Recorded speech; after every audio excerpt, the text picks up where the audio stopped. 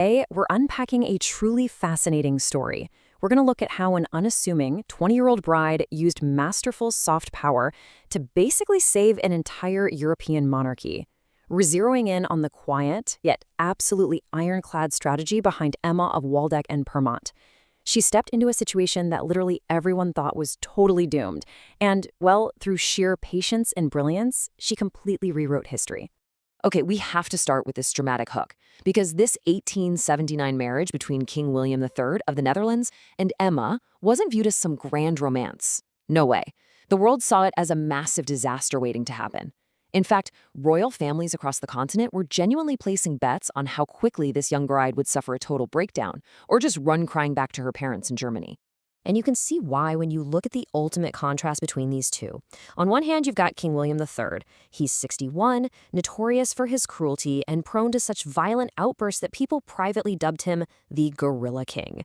I mean, he'd even alienated his own sons, and other royal families had straight up rejected his marriage proposals. Then, on the other hand, you have Princess Emma, just 20 years old, a minor German princess with zero political training and no experience with lavish court life. Her upbringing at Arleston Castle was all about strict discipline, faith, and hard work. So, everybody just assumed this loud, chaotic king would totally crush his young bride. Let's look at the setup here, a doomed monarchy. To understand why this seemingly disastrous marriage even happened, we have to understand the absolute crisis facing the House of Orange-Nassau. It basically turns into a nightmare scenario super fast. In 1877, Queen Sophie dies after decades of a miserable, hostile marriage. Then, the male heirs just start rapidly dropping. In 1879, the eldest son, who had basically exiled himself to drink his life away, dies in Paris. And by 1884, the youngest son, who lived in near total isolation just to avoid his terrifying father, he passes away too. So the dynasty is literally running out of heirs, which is exactly why the desperate, aging king went scrambling for a new wife. So here's the crucial point. By 1884, the royal family's male line was entirely gone. Emma had given birth to a daughter, Wilhelmina, in 1880. With the death of the king's last son, all of that immense pressure suddenly fell right onto the shoulders of Emma and her 4-year-old daughter. Wilhelmina was now the sole heir to one of the largest colonial empires on Earth, and Emma, she was the only thing standing between her little girl and a total political Shark Tank. This is where her brilliance truly kicks in. Let's break down strategy 1, emotional containment. This is exactly how Emma managed to tame a man that literally nobody else in Europe could control. Think of emotional containment as the tactical use of radical calmness and stoic patience to just completely disarm hostility. Instead of matching the Gorilla King's famous violent rages, Emma deployed this containment strategy. She absolutely refused to give him the panicked, fearful reaction that he expected, and honestly, that he thrived on. It is a total masterclass in why reacting emotionally usually just gives your opponent exactly what they want. I mean, just picture the scene for a second. The king is smashing furniture, screaming at the staff, demanding his ministers be fired. And there sits Emma, quietly doing her needlework across the room. She would simply meet his eyes and wait him out. She never raised her voice in retaliation, not once. And slowly, this radical composure actually calmed him down. Behind the scenes, she used this newfound respect to quietly reorganize the royal household's finances, and she even boldly cut off the king's disreputable drinking buddies. She brought order to his chaos simply by refusing to participate in it. Moving right along to strategy 2, stealth competence. As King William's health began to severely collapse in the late 1880s from kidney failure and delirium, Emma shifted her tactics. She flat out refused to hand his care over to the palace staff. Instead, she nursed him herself, getting him through intense hallucinations and outbursts night after night. But by day, she was doing something incredible. She was quietly taking over the actual running of the country, basically ruling from the shadows as the king faded.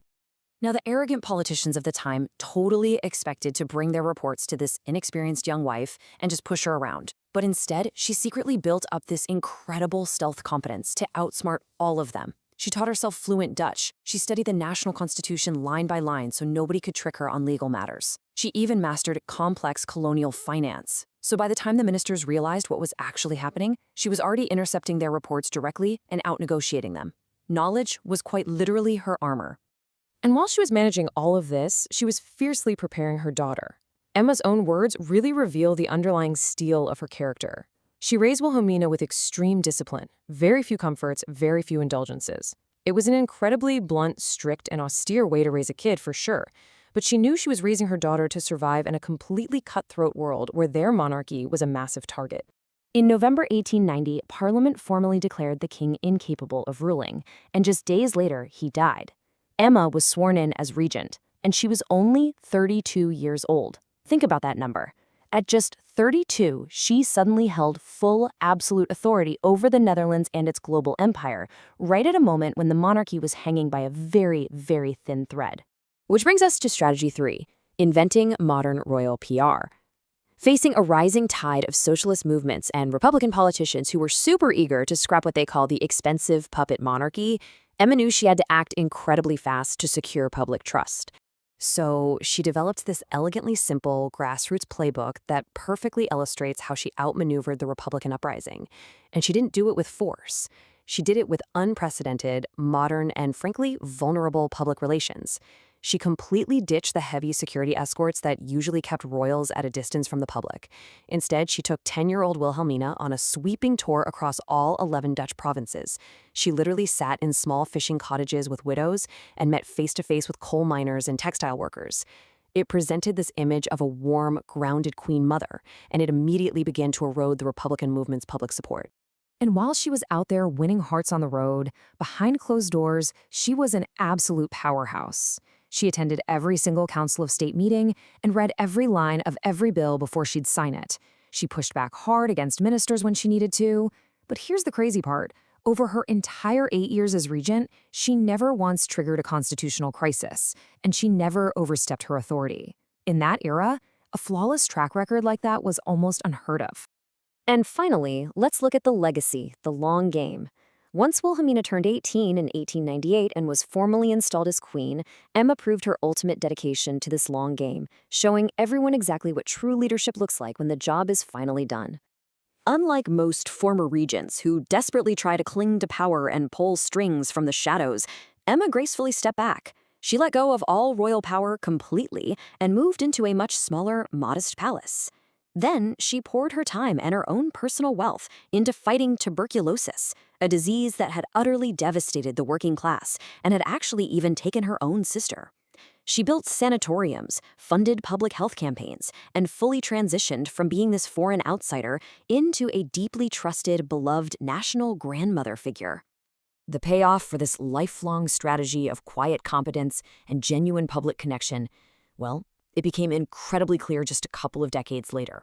When World War I completely redrew the map of Europe and collapsed the massive Russian, German, and Austro-Hungarian monarchies, the Dutch throne held firm. And it survived precisely because of that quiet foundation of public trust that Emma had so tirelessly built. So as we wrap up this explainer on the incredible power of quiet strategy, I really want to leave you with this provocative thought. Emma was the lamb that everybody thought would just be a sacrifice, but she ended up saving an empire. In a world completely obsessed with being the loudest in the room, what could you conquer by simply sitting quietly, doing the work, and outlasting them all? Thanks so much for joining me on this explainer, and I hope this gives you a really powerful, new perspective on how real influence is built.